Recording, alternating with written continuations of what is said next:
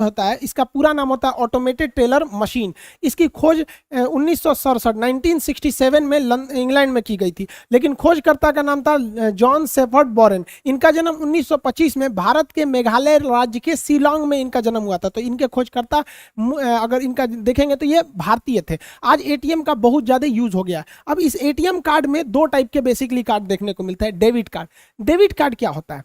देखिए, ये हमारे पैसा खुद के बैंक में जमा पैसे को निकालने का एक रास्ता होता है।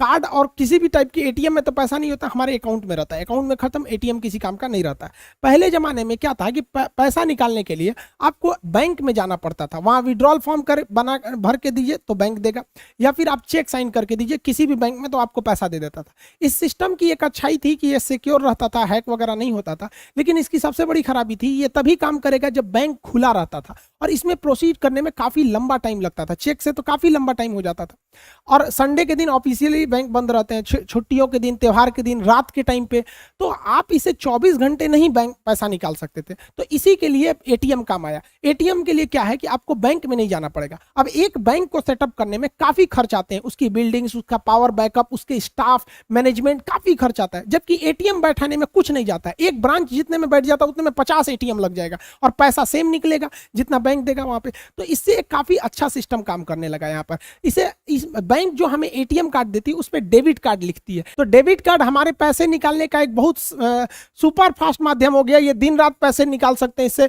24 घंटा और 7 दिन निकाल सकते हैं, 365 दिन आप इससे पैसे निकाल सकते हैं। तो ये काफी अच्छा फायदा हो गया। इसमें भी हम उतना ही पैसे निकाल सकते हैं जितने अपने अकाउंट में। अब आपके अकाउंट में 2 लाख रुपए, आप सोचेंगे 2.5 लाख निकालने, नहीं निकालने, क्योंकि भैया ये केवल आपके अकाउंट के पैसे निकालने का रास्ता है। इसलिए आप देखेंगे जब भी आप एक बैंक में खुलवाते होंगे खाता, आपको एटीएम कार्ड दिखता है और उस पर डेबिट ही देता है, वो क्रेडिट कार्ड आपको नहीं देता है। क्रेडिट कार्ड लेने के लिए कुछ आपको टर्म्स एंड कंडीशन होते हैं, उसको फुलफिल करेंगे तभी मिलता है। डेबिट कार्ड ज्यादा सिक्योर माना जाता है क्रेडिट कार्ड की तुलना में, क्योंकि डेबिट कार्ड पे आप देखेंगे कई सिक्योरिटी होती है। 16 अक्षर का तो पहले इसका आपका एटीएम कार्ड नंबर होता है, फिर उस पर एक्सपायरी डेट ये पता होना चाहिए। पीछे जो होता है कार्ड वेरिफिकेशन वैल्यू यानी सीवीवी नंबर, एक स्टिकर साट के उस पर 3 अक्षर लिखा रहता है।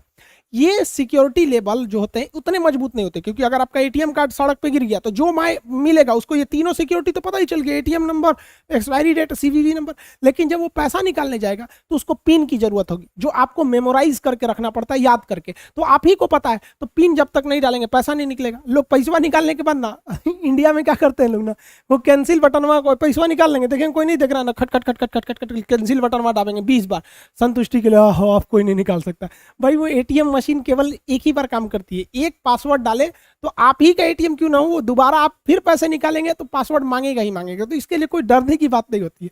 अब देखिए, मान के चलिए वो इंसान आपका एटीएम मिल गया, उसको एटीएम में जाके कहता है कि भैया वो पिन को सोचता है चेंज कर दे, मतलब फॉरगेट पिन करके वो चेंज करना चाहेगा। तो फिर उसके लिए भी रास्ता है कि जो आप अपने बैंक में मोबाइल नंबर दिए होंगे उसी मोबाइल पर 1 टाइम पासवर्ड यानी ओटीपी आएगा, वो 10 मिनट में एक्सपायर हो जाता है। ओटीपी सिंगल टाइम के लिए होता है। तो इसमें काफी सिक्योरिटी होती है, विदाउट आपके परमिशन इसे नहीं ले सकता है।